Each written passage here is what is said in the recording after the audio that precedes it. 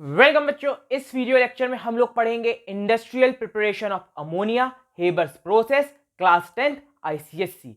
तो चलिए इस वीडियो लेक्चर को हम लोग स्टार्ट करते हैं।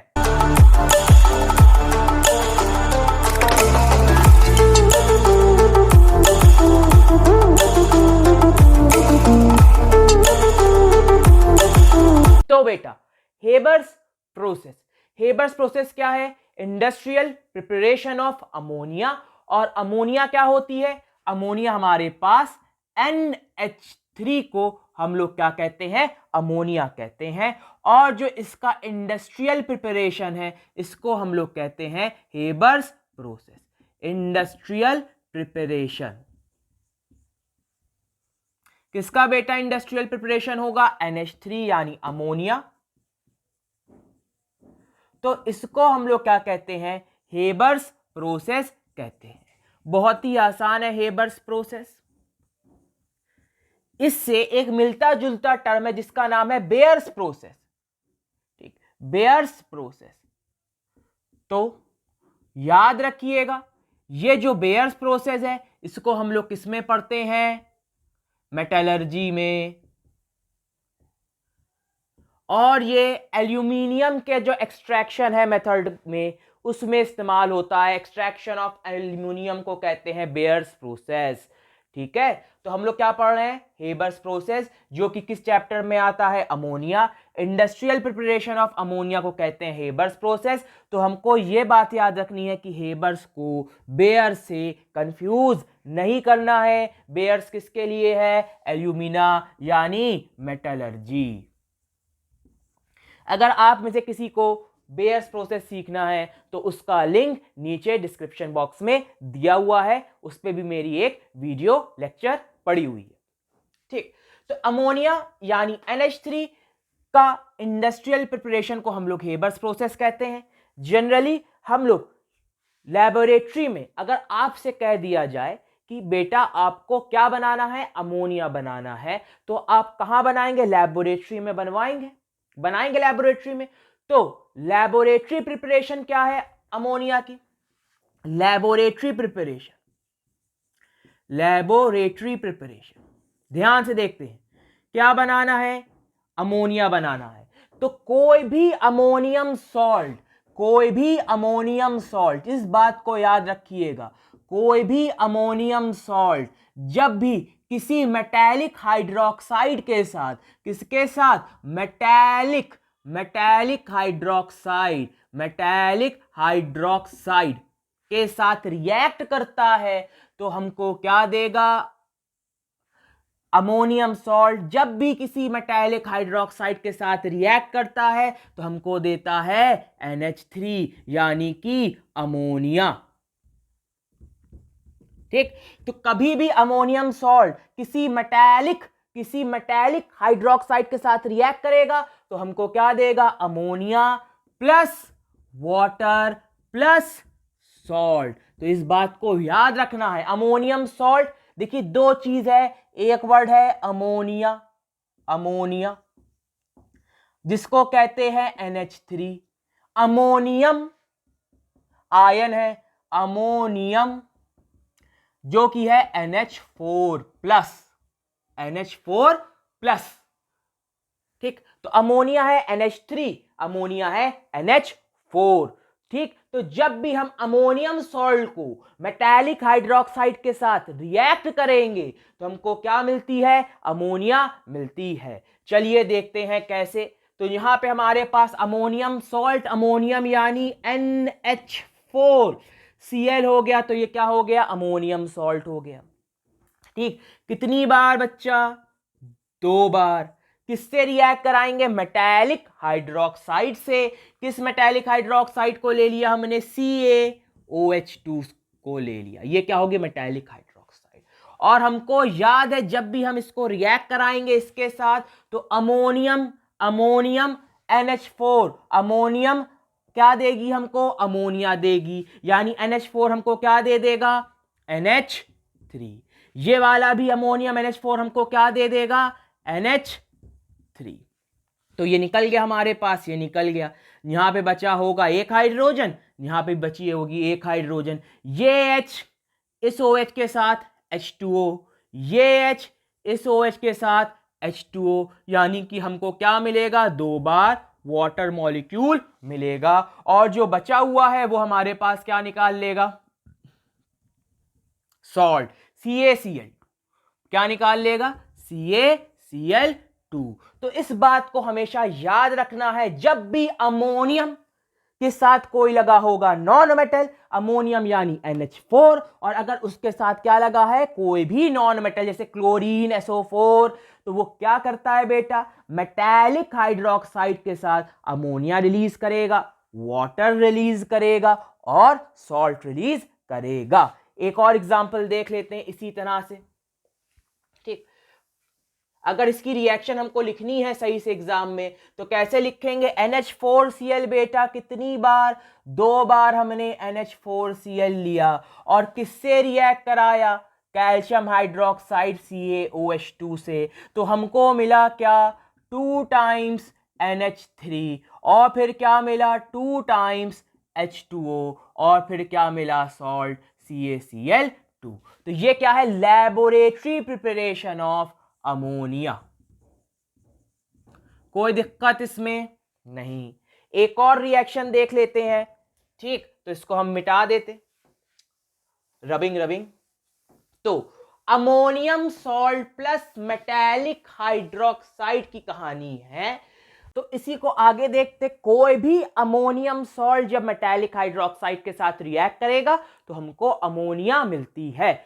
फॉर एग्जाम्पल NH4 2SO4 किससे रिएक्ट कर जाए बेटा, NaOH से रिएक्ट कर जाए, किससे रिएक्ट कर जाए, NaOH के साथ रिएक्ट कर जाए।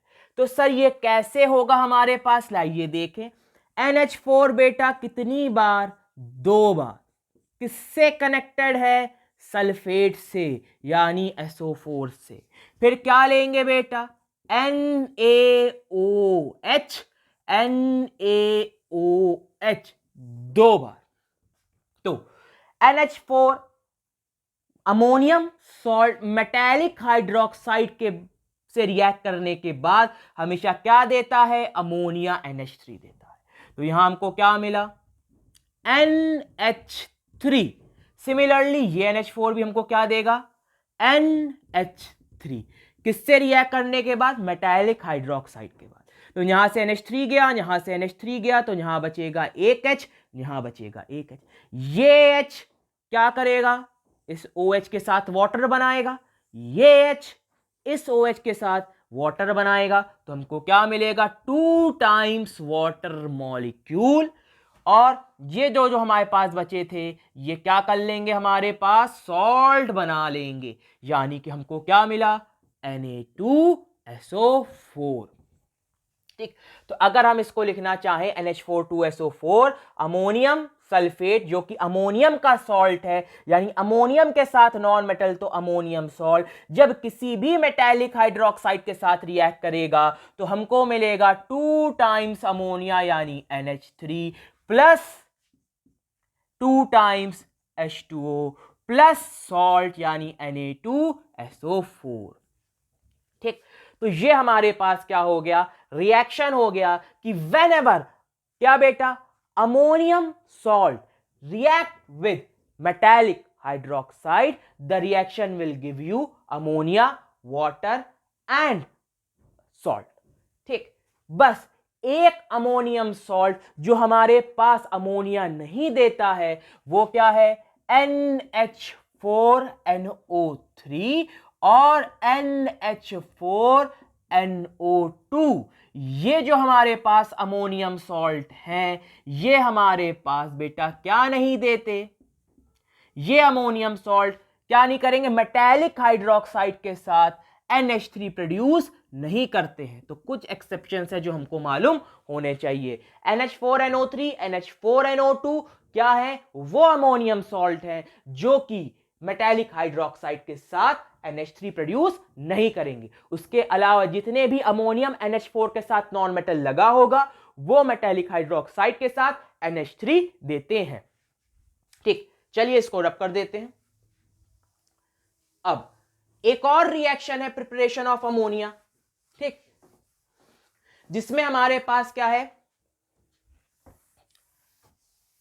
मैग्नीशियम और एल्यूमिनियम नाइट्राइड से, मेटालिक नाइट्राइड से हम लोग बेटा क्या बनाते हैं, मेटालिक नाइट्राइड से हम लोग बनाते हैं अमोनिया। चलिए देखते हैं,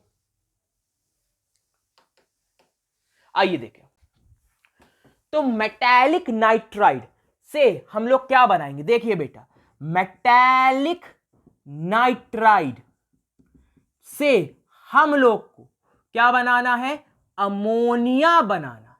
अमोनिया यानी NH3, मेटल के साथ नाइट्रोजन लगा है तो मेटालिक नाइट्राइड। दो प्रकार के मेटालिक नाइट्राइड यहां पे रिएक्शन हम लोग देखते हैं। पहला क्या है, magnesium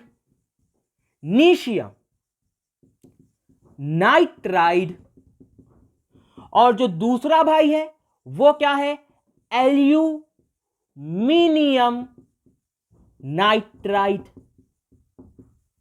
sir magnesium nitride, aluminium nitride, तो फॉर्मूला क्या है, चलिए बेटा, मैग्नीशियम की वैलेंसी कितनी होती है, 2+, नाइट्रोजन की वैलेंसी कितनी होती है, -3।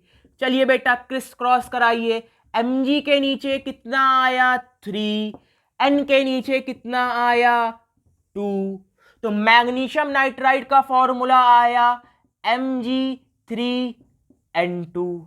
एल्यूमिनियम नाइट्राइड, तो एल्युमिनियम का फॉर्मूला क्या होता है, के ऊपर चार्ज क्या है, 3+, एल्युमिनियम पे चार्ज 3+, नाइट्रोजन पे चार्ज -3। जब सेम नंबर होते हैं तो उसको लिखते नहीं हैं, तो ये ALN हमारे पास क्या हो गया, एल्यूमिनियम नाइट्राइड हो गया। तो magnesium nitride Mg3N2, aluminium nitride ALN, बस इतनी सी बात।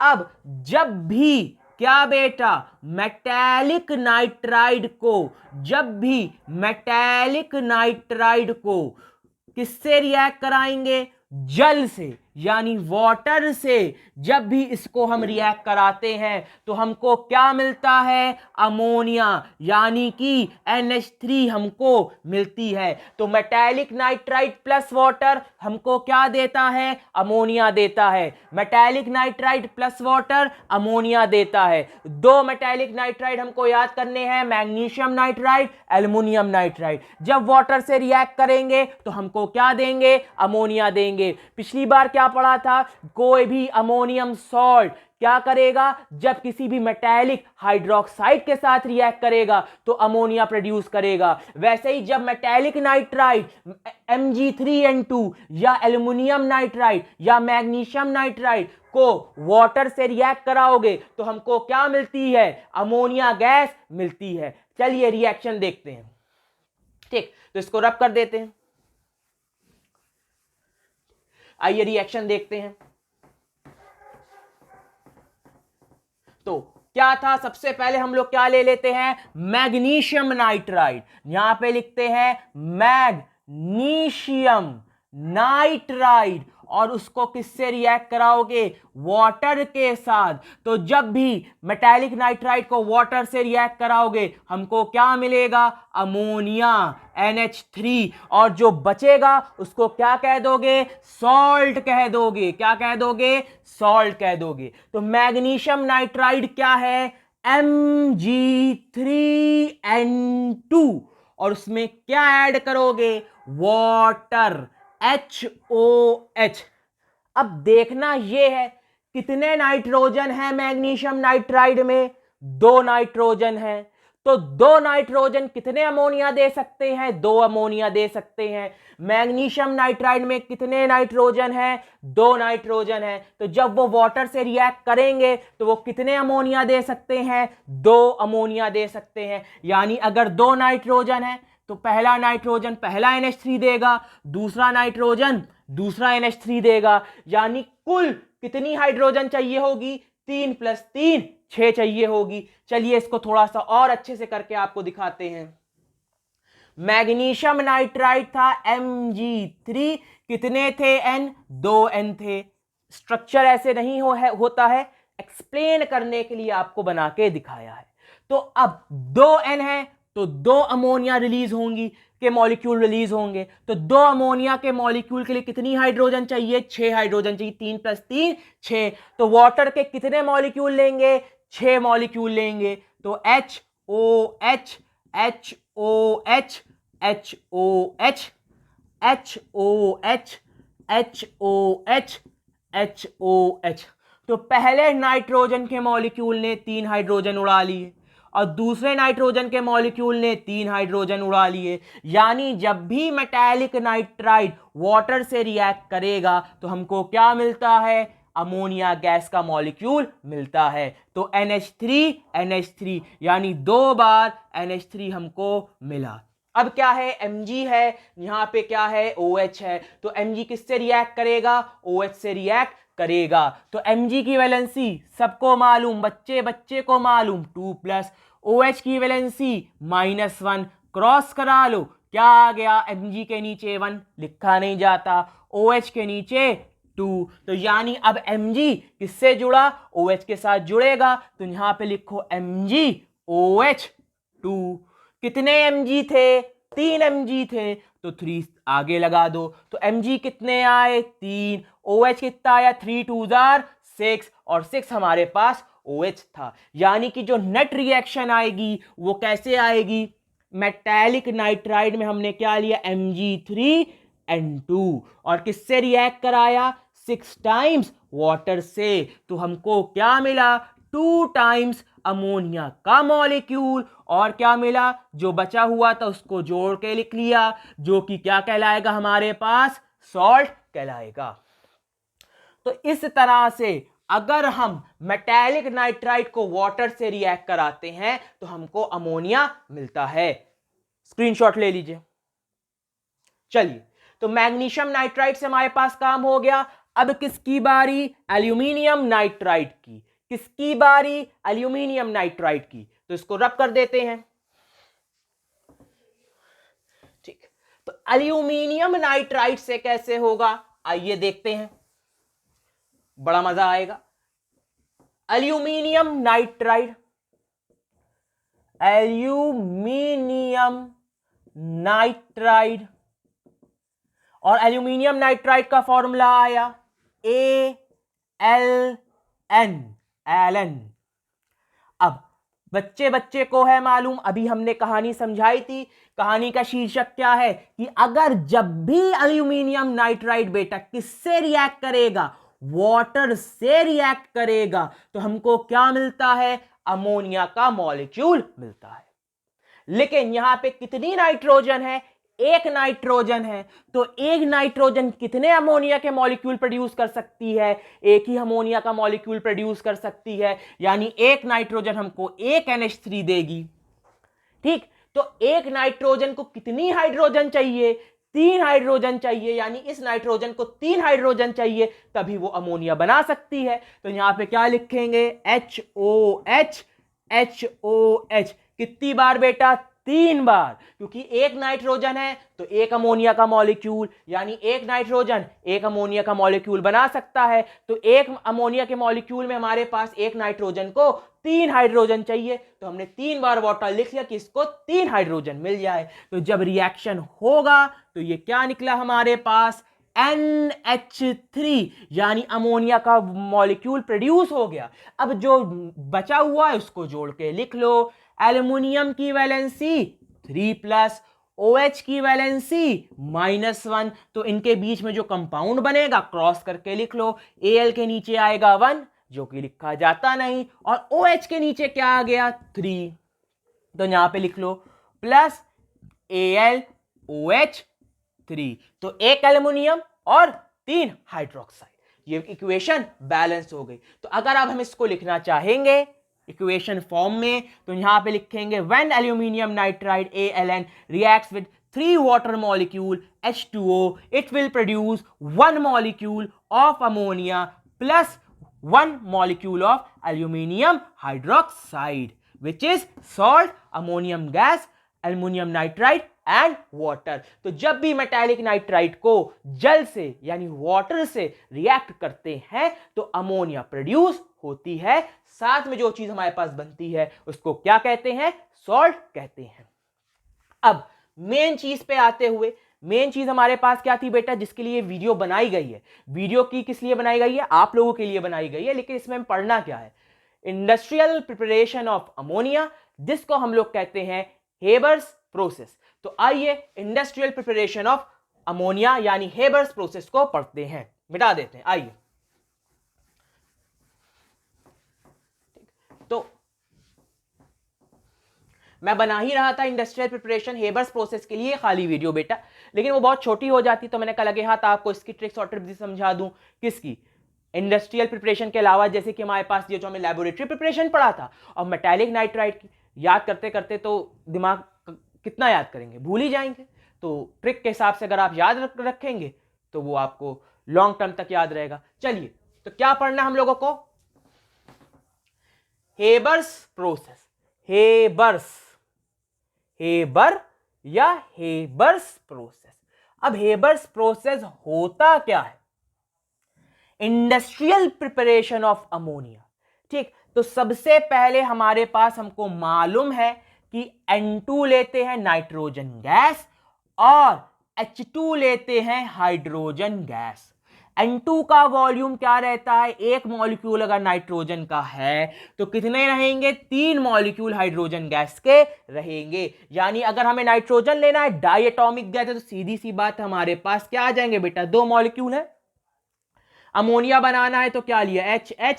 HH और HH, यानी ये निकला हमारे पास, सॉरी भाई साहब, NH4 नहीं, NH3, और ये क्या निकला हमारे पास? NH3। यानी एक N2 का मॉलिक्यूल H2, यानी 3 टाइम्स किसके रहेंगे? H2 के मॉलिक्यूल्स रहेंगे। ठीक, तो यहां पे हमारे पास जब भी हम हेबर्स प्रोसेस लेते हैं तो हमारे पास स्टार्टिंग मटेरियल या रिएक्टेंट क्या है? रिएक्टेंट में हमारे पास है N2 गैस और H2 गैस। रेशियो कितना रहता है हमारे पास? 1:3 का। अब हाइड्रोजन गैस हम लोग कहां से लाएंगे? तो एक बहुत ही नामी गिरामी हमारे पास क्या है? प्रोसेस है, जो कि 9th में पढ़ते हैं, जिसको हम लोग कहते हैं बॉश प्रोसेस। तो हम लोग बॉश प्रोसेस से भी हम लोग क्या कर सकते हैं? बोलिए बेटा, क्या करेंगे? H2 को क्या करेंगे? ऑब्टेन करेंगे। क्या है बॉश प्रोसेस? बहुत ही आसान। कोयला लीजिए, पानी में उसको डाल दीजिए, 1000 डिग्री पे हीट करिए। ठीक, तो यहां पे मैंने लिया कोयला यानी कार्बन, है कि नहीं? कोयला यानी कार्बन, और उसको क्या करेंगे? उसको पानी में डालेंगे, वाटर में HOH में डालेंगे, और हीट कितना करेंगे? 1000 डिग्री सेल्सियस के पास। तो ये क्या निकला हमारे पास? Carbon monoxide. और ये क्या मिली हमको? Hydrogen gas. सबसे आसान तरीका है, कार्बन कोयला लीजिए, आपको भी मिल जाएगा, और वाटर लीजिए और भट्टी पे उसको 1000 डिग्री सेल्सियस पे हीट कर दीजिए, तो हमको कार्बन मोनोऑक्साइड, जिसका हमें काम नहीं है लेकिन हार्मफुल है एनवायरनमेंट के लिए, लेकिन हमको H2 गैस मिल जाती है। सबसे सरल और आसान प्रोसेस है हाइड्रोजन के लिए। N2 को कैसे करेंगे? फ्रैक्शनल डिस्टिलेशन ऑफ किसका बेटा? एटमॉस्फेयर या एयर। फ्रैक्शनल डिस्टिलेशन क्या करेंगे? Fractional distillation of air. Sir ये क्या है?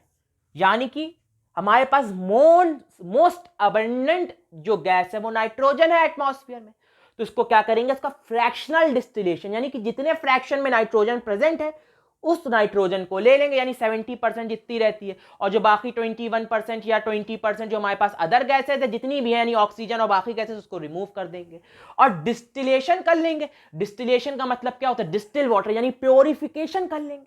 तो N2 जो हमारे पास एटमॉस्फेयर में है उसको क्या कर लेंगे? फ्रैक्शनल डिस्टिलेशन करके उसको क्या कर लेंगे? लिक्विफाई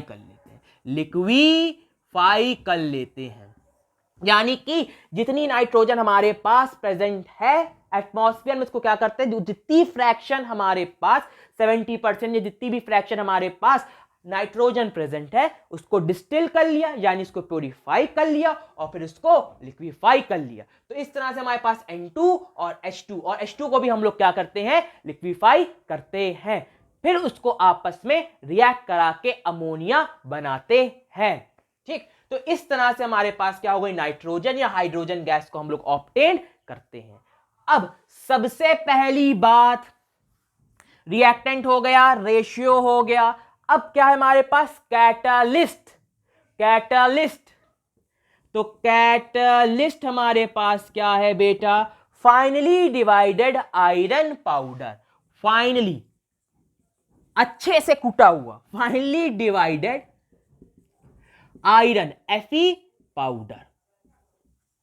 ठीक, प्रमोटर जो कैटलिस्ट की क्या है, साइड किक है, जैसे कि मुन्ना भाई की साइड किक क्या थी हमारे पास, सर्किट था कि नहीं, यानी कि मुन्ना भाई तो गुंडे थे ही, लेकिन जब सर्किट के साथ रहते थे तो वो उसको क्या करता था, और सपोर्ट करता था, यानी उनकी साइड किक है, यानी कि उनका क्या है, एक तरह से कहने सपोर्ट करता है। तो वैसे ही जो कैटलिस्ट को सपोर्ट करेगा तो उसको कहते हैं प्रमोटर। क्या कहते हैं, प्रमोटर। और यहां पे जो मुन्ना भाई का सर्किट है या साइड किक है वो हमारे पास क्या है, मोलिब्डेनम MO, या हमारे पास क्या है, Al2O3। ठीक, यानी ये कैटलिस्ट को भी क्या करेगा, बूस्ट करेगा। लेकिन एक बात याद रखिए, खाली जो प्रमोटर है वो रिएक्शन को क्या नहीं करेगा, रेट ऑफ रिएक्शन को इनहैंस नहीं करेगा, कैटलिस्ट करता है। और कैटलिस्ट को भी जो हमारे पास मदद करे या सपोर्ट करे या एड करे तो उसको कहते हैं प्रमोटर। खाली प्रमोटर को डालोगे तो बेटा रेट ऑफ रिएक्शन पे कोई असर नहीं पड़ेगा, लेकिन कैटलिस्ट डालोगे अकेले तो रेट ऑफ रिएक्शन इंक्रीज करेगी, और कैटलिस्ट के साथ तुमने बेटा अगर प्रमोटर भी डाल दिया मोलिब्डेनम या Al2O3 तो रेट ऑफ रिएक्शन और इंक्रीज कर जाएगी। यानी साइड किक अकेले कुछ नहीं कर सकता जब तक हमारे पास मुन्ना भाई ना प्रेजेंट हो। तो यहां पे हमारे पास क्या है, प्रमोटर यानी कि मोलिब्डेनम या Al2O3, कैटलिस्ट क्या है, finally divided iron powder. Main बात जो हमारे पास है, टेम्परेचर। क्या है, टेम्परेचर। तो दो तरह से हमको याद करना है, टेम्परेचर और प्रेशर।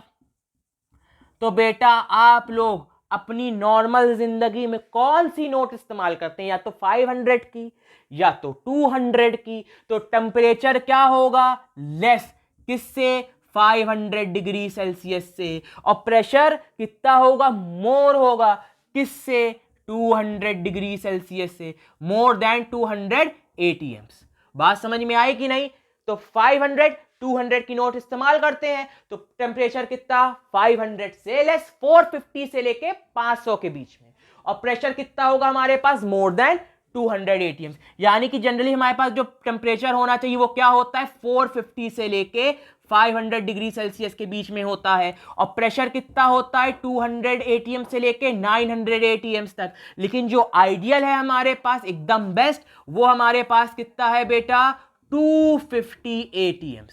तो याद करने का तरीका, 500 की नोट, 200 की नोट, टेम्परेचर 500, प्रेशर 200, टेम्परेचर 500 से लेस, प्रेशर 200 से मोर। आइडियल क्या है हमारे पास, इसको तो आप 450 से 500 लिख दीजिए, और प्रेशर आइडियल क्या है हमारे पास, 250 ATMs। ठीक, यहां तक बात समझ में आ गई आप लोगों को। अब क्या करना है हम लोगों को, अब देखते हैं। देखिए बेटा, अब जो हमारे पास है वो क्या है, हमको फ्लो चार्ट बनाना है। किसका फ्लो चार्ट बनाना है, हेबर्स प्रोसेस का फ्लो चार्ट बनाना है। तो चलिए मैं इसको रब किए देता हूं अच्छे वाले कपड़े से, ठीक है, तो ज्यादा क्लीननेस आ जाएगी और आपको अच्छे से दिखाई देगा।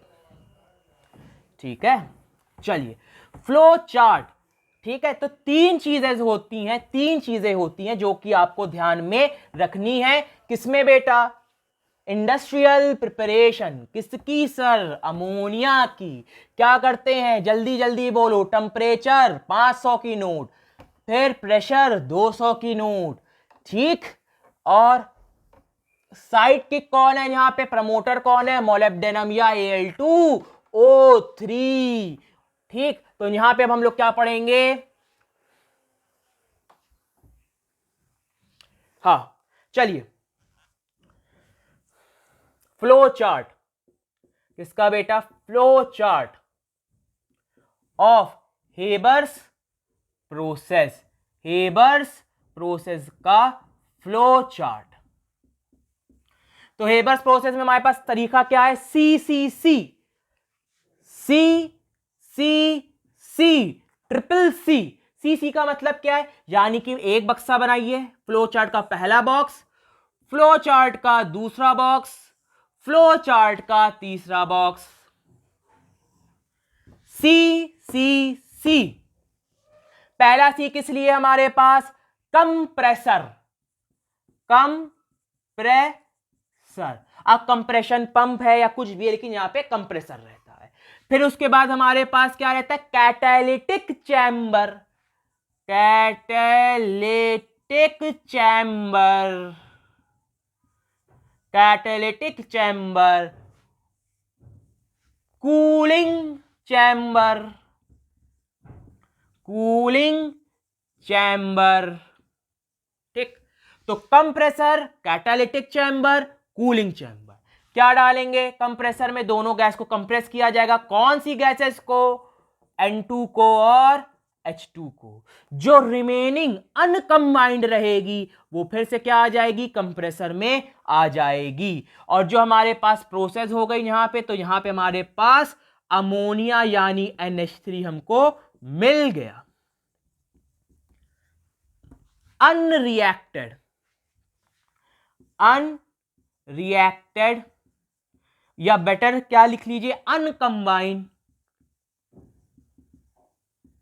N2, H2 वापस किस में आ जाएंगी बेटा, कंप्रेसर में।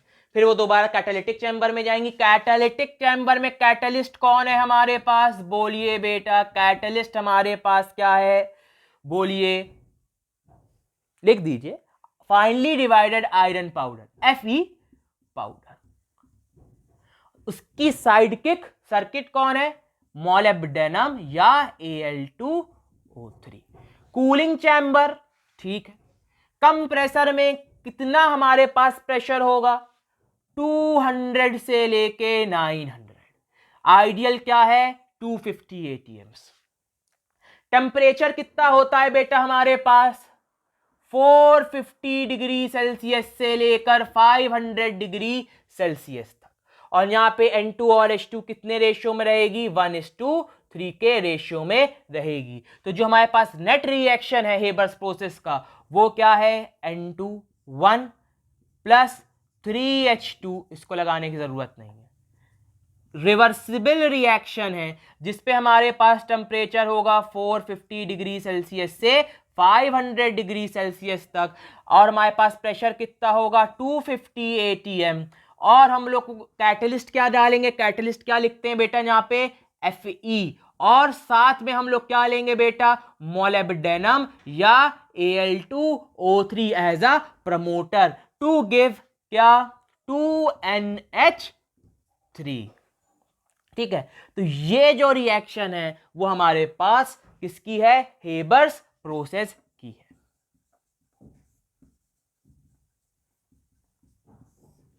ठीक, तो ये रहा हमारे पास फ्लो चार्ट बेटा किसका, हेबर्स प्रोसेस का। आई होप आपको ये वीडियो लेक्चर पसंद आया होगा। ठीक है, तो मेरे चैनल को ऐसे ही प्यार करते रहिए। Thank you.